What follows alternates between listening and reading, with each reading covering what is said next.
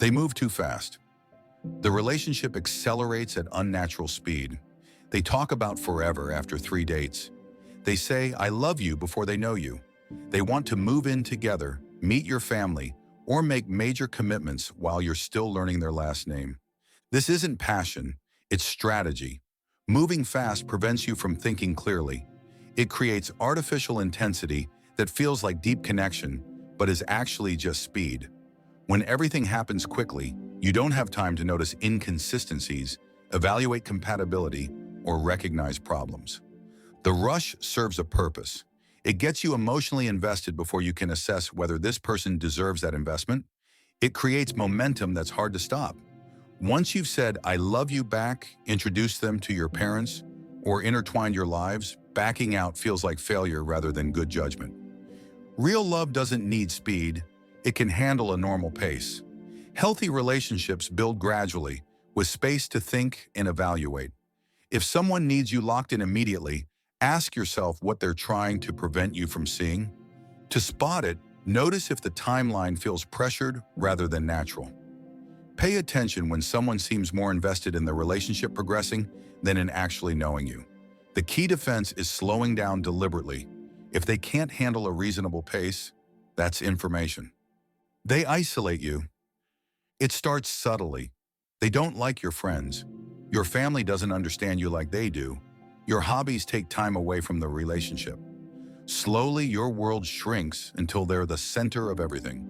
This is intentional. Isolation removes your support system and alternative perspectives. When you only interact with the person controlling you, you lose the reality checks that outside relationships provide. Your friends would notice concerning behavior. Your family would call out manipulation. So those connections have to go. The tactics vary, but the pattern is consistent. They create drama around your other relationships. They pout or pick fights when you make plans without them. They criticize people you care about until you're defending them less and seeing them less. They monopolize your time and make you feel guilty for wanting space or other connections. Once you're isolated, you have no one to turn to when things get bad. You have no one validating your reality when they gaslight you. You have nowhere to go if you need to leave. That's exactly the point. To spot it, notice if your social circle is shrinking since this relationship started. Pay attention when someone consistently has problems with everyone important to you. The key defense is maintaining your relationships fiercely. Healthy partners encourage your connections. Controlling ones eliminate them. They can't handle accountability. You bring up something that hurt you, and somehow the conversation ends with you apologizing. You ask them to change a behavior, and they explode. You set a boundary, and they make you feel unreasonable for having needs. This reveals everything. Someone who can't handle accountability will never be a safe partner. Relationships require the ability to hear criticism, acknowledge mistakes, and make changes. If someone can't do that, every problem becomes permanent because addressing it is impossible. The tactics are familiar. They deny what happened. They tell you you're too sensitive. They flip the script and become the victim. They bring up your past mistakes to deflect from their current ones. They turn your attempt at communication into a character assassination of you. What this means practically is that you'll spend the relationship managing their emotions instead of having your needs met. You'll learn not to bring things up because the cost is too high. You'll shrink yourself to avoid conflict, and the issues will never get resolved. To spot it, watch how they respond the first time you have a complaint. Do they listen or do they defend? Do they make changes or do they make excuses? The key defense is taking that first response seriously. If someone can't handle a small issue maturely, they won't handle big ones either. They disrespect your boundaries. You say no, and they keep pushing. You state a limit, and they test it. You express a need for space, and they show up anyway. They treat your boundaries as suggestions rather than requirements. This isn't about misunderstanding, it's about control. Someone who respects you respects your boundaries, even when they don't like them. Someone who doesn't respect your boundaries doesn't respect you. They just want you compliant. It shows up in small ways first. You say you need a night alone, they text constantly. You ask them not to discuss something, they bring it up anyway. You say you're not ready for something physical, they keep trying. Each violation is small enough to excuse, but the pattern reveals their view of your autonomy. What this signals is that your needs don't override their wants.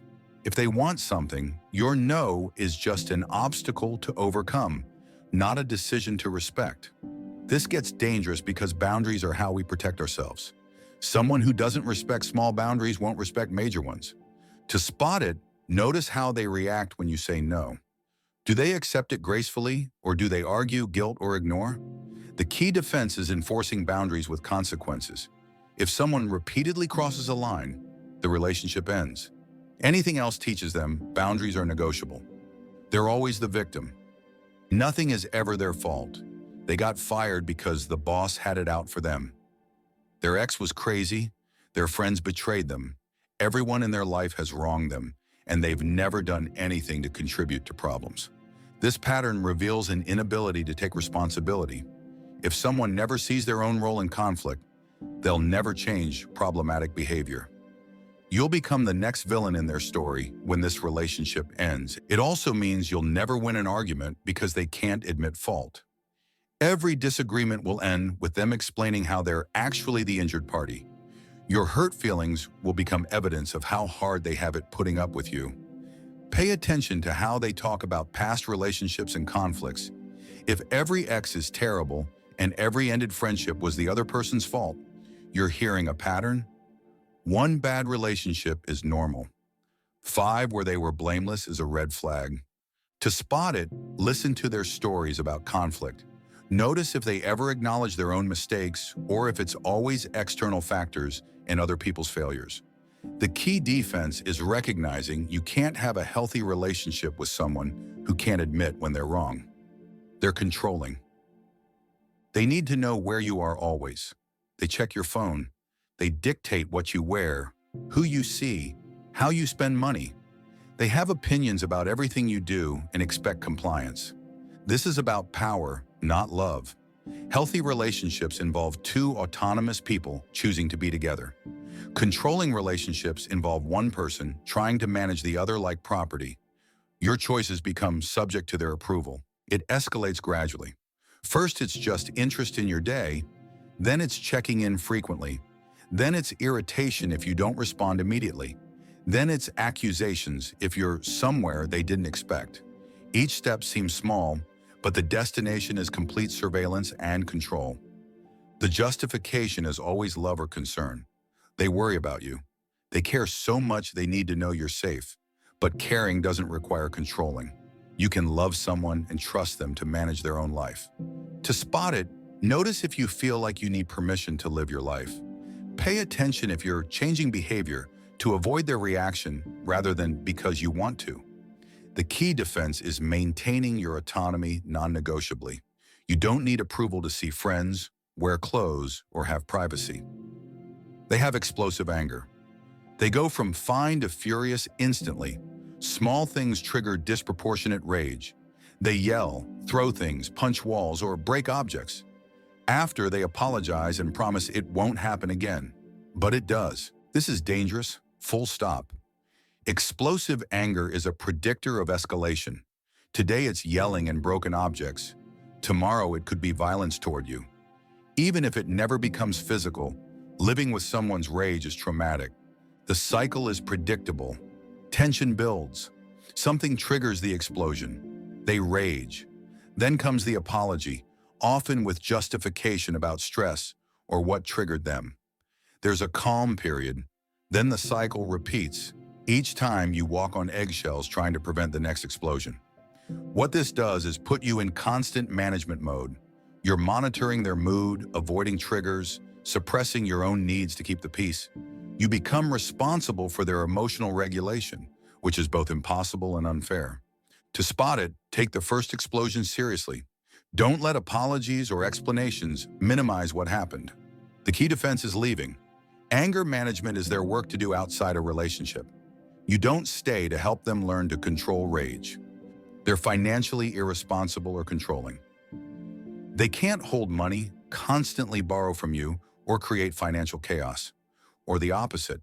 They control all finances, question every purchase you make, and use money as a tool for control. Both extremes create dependence. If they're financially irresponsible, you become the safety net, which gives you responsibility without authority. If they're financially controlling, you lose autonomy and become dependent on their approval for basic needs. Watch how they handle money early on. Do they expect you to pay for everything? Do they borrow and not repay? Do they make large purchases impulsively? Do they have strong opinions about your spending? These patterns reveal their relationship to both money and control. Financial incompatibility destroys relationships. Money arguments are among the top predictors of divorce. If someone is wildly irresponsible or controlling with finances, that won't change just because you're committed. To spot it, pay attention to financial patterns and conversations early. Notice if there's respect for financial boundaries or if money becomes a source of manipulation. The key defense is maintaining financial independence and refusing to merge finances with someone who shows concerning patterns. They lie constantly. Small lies, big lies, unnecessary lies. They lie when the truth would work fine. You catch them in contradictions. Stories don't add up. When confronted, they have explanations, but the pattern continues. Lying reveals character. Someone who lies easily about small things will lie about big things. Someone who lies when caught will keep lying. You can't build trust with a liar because you never know what's real. The lies create a specific kind of crazy making. You know something is wrong, but you can't prove it. You feel paranoid for checking their story. You question your own judgment when they have explanations. This is intentional. Lying keeps you off balance and prevents you from acting on red flags you sense. It's not about the content of individual lies, it's about the pattern. Someone who lies habitually doesn't value honesty or your right to make informed decisions about the relationship. To spot it, watch for inconsistencies in their stories. Notice if your gut tells you something is off, even when you can't identify what. The key defense is trusting yourself when things don't add up. You don't need proof to end a relationship. Feeling like you can't trust someone is enough. They trash their exes. Every ex is crazy, toxic, abusive, or terrible. The breakup stories are dramatic and one-sided. They have nothing positive to say about anyone they've dated. You're different from all those awful people who came before. This tells you two things. First, they lack accountability for their role in relationship failures. Second, you'll be the next crazy ex when this ends. The way someone talks about past partners predicts how they'll talk about you. There's also a red flag in the "you're different" narrative. It feels good temporarily, but it's a setup. You're not different. You're just current. The same patterns that destroyed previous relationships will destroy this one because the common factor is them, not their exes. Listen to how they describe past relationships. Healthy people can acknowledge what went wrong, their own contribution, and have some empathy even for relationships that ended badly. People who demonize every ex lack insight and accountability. To spot it, pay attention to breakup stories. If every ex is a villain and they're always the victim, that's a pattern. The key defense is recognizing you're seeing a preview of how they'll describe you someday. 10 red flags. 10 warnings the relationship isn't safe. Moving too fast creates false intimacy. Isolation removes your support system. Inability to handle accountability prevents growth. Disrespecting boundaries shows disrespect for you. Playing victim avoids responsibility. Being controlling eliminates your autonomy. Explosive anger creates fear. Financial issues create dependence or chaos. Constant lying destroys trust. Trashing exes reveals their pattern. These aren't about perfect people. Everyone has flaws. Red flags are about patterns that predict harm. They're about behaviors that create unhealthy power dynamics, erode your sense of self, or make you unsafe. The key is taking them seriously early. People show you who they are. Believe them. Don't minimize red flags because everything else seems good. Don't excuse them because of potential or promises. Don't wait to see if things improve. Red flags early become bigger problems later.